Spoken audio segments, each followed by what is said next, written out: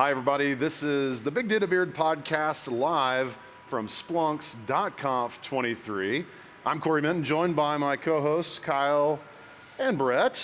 Brett, by the way, welcome to being back in the comp Splunk world. Man, it's amazing to be back. It's awesome. It's been a 2-year hiatus, and just love being back. It's awesome. Absolutely. You look great in the black t-shirt, man. Boy, don't you. Black is just my color. So one of the things that the team here has really enjoyed this year walking around the floor at .conf is seeing a lot of the innovation that's happening with this new Splunk Edge Hub product that Splunk's launching. And so we invited Josh to join us from Arcus Data to talk a little bit about what they're doing, as we hear that this Edge Hub is cool, but it's made real and super cool by companies like Arcus that are partners. Josh, tell us a little about yourself and maybe what's Arcus's superpower? Yeah, thanks, Corey. Arcus Data is an analytics solutions provider based in Seattle. We've been in business for going on 5 years now. We focus on building solutions on top of Splunk as a primary platform.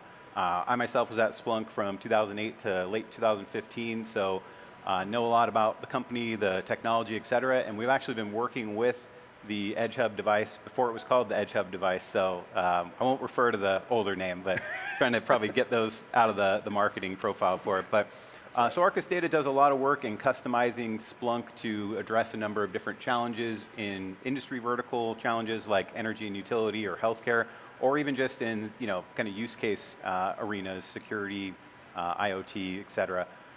Edge Hub has been a really interesting new development for us with Splunk. We are really excited at the additional visibility our customers are provided by this device. We have been trying for a long time to make sense of this data that's being generated by oftentimes 10, 20-year-old devices and in places that really don't have good networking connectivity and don't have a lot of money on top of that. And so the additional visibility we're seeing with the Edge Hub is pretty incredible.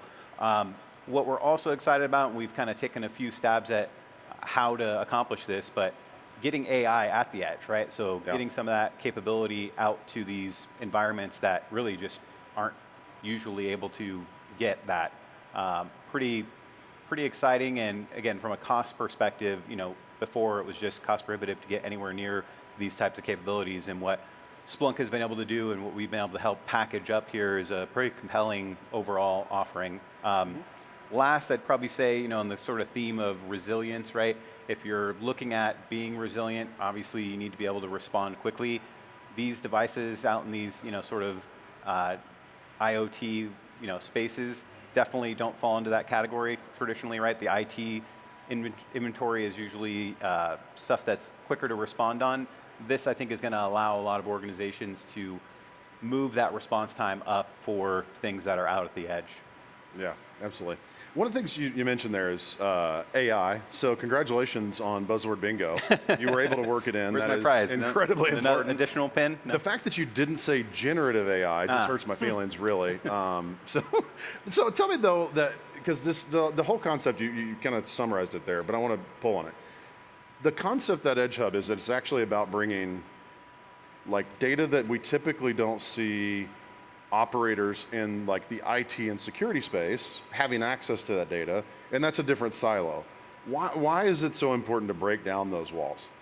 Yeah, I mean, I think, it's funny, I'll give a shout out to a buddy of mine that I got hired at Splunk a long time back and did a lot to pioneer in this space at Splunk, Brian Gilmore, but I like Brian. Brian's dude, he was IoT right? king around here for years. Shout out, Brian. Miss you, brother. Brian, love you, man.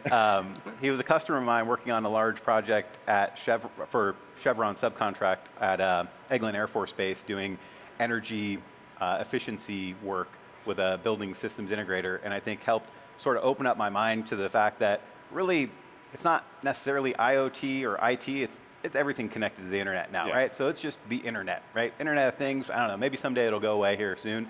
So, I look at these devices as basically siloed for now, just like, let's say, prior to Splunk and technologies in this space, certain IT systems couldn't talk to other certain IT systems and they were siloed, right? So Splunk's doing a great job breaking down some of the walls on another silo, just like it's done for over a decade, right? Although it makes me think though, did anybody watch Mr. Robot, the TV show? Yeah. Do you remember what was the hack at the end? Oh, Do you remember how they got in? Yeah. Do you know? No, Do you know? What was it? Thermostat. Yeah. So it's like a great example of like that, the things at the edge. You hit these- Brian's use case literally on the head. That was what he Oh, built really? as a subcontractor. What, to hack a It was no, thermostat? well, not the thermostat hacking, but tracking, thermostats basically on large campuses, right? Yeah. Energy and temperature. So Yeah, we had a conversation previously with somebody working in this kind of similar space, Yeah. and they said that there's like the vast majority of breaches today actually are coming through the physical, the OT side, less through like cyber, the typical way we think about attacks happening. So interesting that you have to secure that edge. yeah, it's a your, real your thing. weakest link, right? I mean, whether it's someone who goes through the phishing campaign over email or the person who's in non-technical role fixing the thermostats or other sort of building controls, right? Like it's always going to be your weakest link, right? Yeah. And you mentioned resiliency earlier, and that's a big theme for the conference this year. And business resiliency is just super important. Why and how is getting data insights from these industrial IoT endpoints super important for that business resiliency? Yeah, I don't think any organization can be resilient without having visibility into the critical technology that they're running. And so, there's numerous examples of some of the early projects with Edge Hub. I mean, I think one that stands out is one we've done some work in and out of over the years, Mars, right? Using this for actually the physical machinery that makes all the things we love to eat, right? And so when you think about resiliency, well, they don't have visibility into these critical machines that generate, millions of dollars of revenue. Can't really be resilient when that goes down and you need it to come back up or keep it up, right? I mean, ideally, Absolutely. you're getting signs of things needing preventative maintenance more so than, break fix after it happens. So yeah, resiliency for me starts with visibility, right? You can't have something be resilient if it's not visible. Yeah. So candy bars. Candy bars. That I mean- Mars? I wasn't sure if you were going Yeah. like Mars, the chocolate company, or Mars, the planet. And Yeah, I'm like, I are should have we mentioned really? that. I thought you could tell Which by one the were you belly. looking for? It was Mars. That Mars. Just wanted to make sure too, because they do pet food as well, right? So it's do? huge. Yeah. So Ian Murphy, another shout out, consultant on our team, principal consultant, did a lot of cool work with their ServiceNow integration. And I'd have to ask what area, if any kind of group was it tied into. The pet food side, I hope not, because I'm more interested in can I get some free candy out of this, 100%. Yes, Yeah, of M&Ms, course. Mars bars. I'm sure they have a bunch of other things under the umbrella, but really cool company and really cool use cases. So Yeah, and we got to keep M&M safe. And Yeah. Yeah, protect M&Ms at all costs. Yes, I have a vested interest. in It's a that. national treasure. Yes. Yeah, so stepping away from chocolate and candy a little bit, And dog food. Why? and dog Why? food. A question for you. I was reading through your website a little bit and some use cases, and I wanted to hear your perspective a little bit around the use cases and scenarios for education. Yeah, I mean, I think it's interesting in education, there's in particular a lot of investment in research, right? And so when you think about R&D in the form of either government funded or, other just self-funded by the university, one thing that we've kind of piloted a little bit is looking at commercial refrigeration. So there's been several stories where, refrigeration units either by accident, like we were talking about, thermostat gets hacked. Well, what if it's more innocuous than that? Just simple, somebody makes a mistake. So, research university has refrigeration unit turned off. Well, that buzzing or that alert was really loud, so janitor decided, I'm gonna get rid of that while I'm doing the work, doesn't turn it back on. I mean, Yeah. there's $1 million plus lawsuit going on right now at a university in New York where that exact thing happened. And again, that's just sort of a bizarre mistake, but if it was something more malicious in intent, like you shut down some of this refrigeration equipment and it's going to cost quite a lot of money in any lab.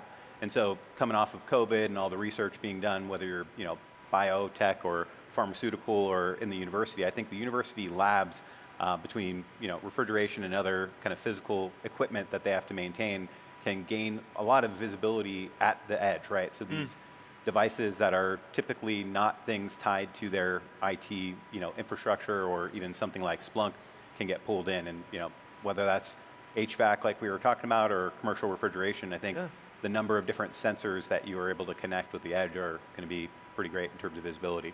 Absolutely. So that's one thing I want to kind of talk about a little bit that I don't know that we've actually explained really well so far. Which is, yeah. So like the Edge Hub story is that you have partners like yourselves, like incredible value-added consultancies building a capability on top of Splunk, right? Splunk is the enterprise platform for data analytics that we all know and understand. This Edge Hub thing, we haven't really talked about what this thing is, and we should have grabbed one of those for to They look pretty show. cool, yeah. So tell me, you know about this thing. Sure. Tell the folks at a high level, what is the Edge Hub? Yeah, I would look at it as a computing device that can sit at the places where you normally don't have the processing power, the flexibility to gather a number of different types and structures of data, and then make sense of it actually, at the device itself, rather than just being in the environment to send somewhere else, right? So there's a good amount of sort of pre-processing and AI that can be done at the device itself. You can deploy, obviously, a fleet of these across different locations. We've seen everything from data center kind of closet monitoring, right? Temperature, humidity, fan speed, all the stuff that you need to keep the IT side going, but we're in the real world, quote unquote, right? The physical side, to things like in the energy and utility space where we focus a lot. We might be concerned with what's unfortunately become a growing concern, physical attacks on energy substations and infrastructure. So, Edge Hub as a device has the ability to do things like people detection, sound, light. And so if we're in one of our examples, you can see if you come by the Partner Pavilion booth, we can show a demo of where people are detected on a dark night, light is detected, a loud sound goes along with that light, and you can correlate that there was a gunshot basically at substation equipment that took out some power. Wow. So something like Edge Hub enables new types of data, new sort of senses to be turned on, right? Like Splunk's really good at machine-generated data, not a human sense necessarily, but this gives it more of that kind of human sensory input, right? That's the idea of that edge AI, right? How can you push processing out instead of having to traverse video back to process it later? Why not have it processed at the edge and actually get the event data out of there? So your goal there is basically bringing better visibility so you can see what's actually happening. And like anything that we're trying to do with Splunk, it's about accelerating the ability to go act on something interesting. So that's cool. I was really excited to see how pretty the device is. It is a really nice it's looking really device cool too, looking. yeah.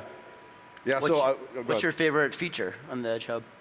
I like the people detection. It's fun because we've played around with it in a number of different ways, and I think we're just continuing to scratch the surface on how that works. I mean, anything Splunk, we always think correlation, right? And so people detection or any of these sensors by themselves aren't really all that exciting. Other people do it. Other technologies can do this, that, or the other. But I always, look at Splunk as really more valuable for the correlation than any one single data set in it. And so I think. Same thing here, where people detection is a cool feature, and there are tons of other singular cool features, but it's really the combination of these things on the power of Splunk that makes it impactful. Yeah, it's that context, right? It's adding that rich context, and as we add more context from more data sources, then it makes it easier to enable, like you said, that visibility that's required for resilience. Man, it's a fantastic story. So one thing I would say is, like, if you're at .conf this week, make sure you head over to that Source Pavilion. That's the expo floor where fantastic partners like Arcus Data are featured in the Edge Hub Central, where you can actually see the physical devices, you can interact with them, you can see some demos of these use cases brought to life. So make sure you're definitely checking out that Source Pavilion, and definitely check out arcusdata.io. Is that the right website? That's it, you got it. All right, well, head over to arcusdata.io to learn more. Can I just do one thing here real What's quick? that? Sorry, my son made me... What? Oh, I got something on my face? Oh, that's real. I just wanted to check. Okay. It's taped on. I thought I had something on my face. Wasn't sure. Yeah. Thank you. Beard's It's real. your beard. That's the first. The first time my beard has been. Gotta go for it. Hold on, I appreciate that. Well, I get to ask Santa for something for Christmas now, right? I don't know if you get a wish. I'm not going to just sit on like your lap or anything, so this is where we cut it off, right?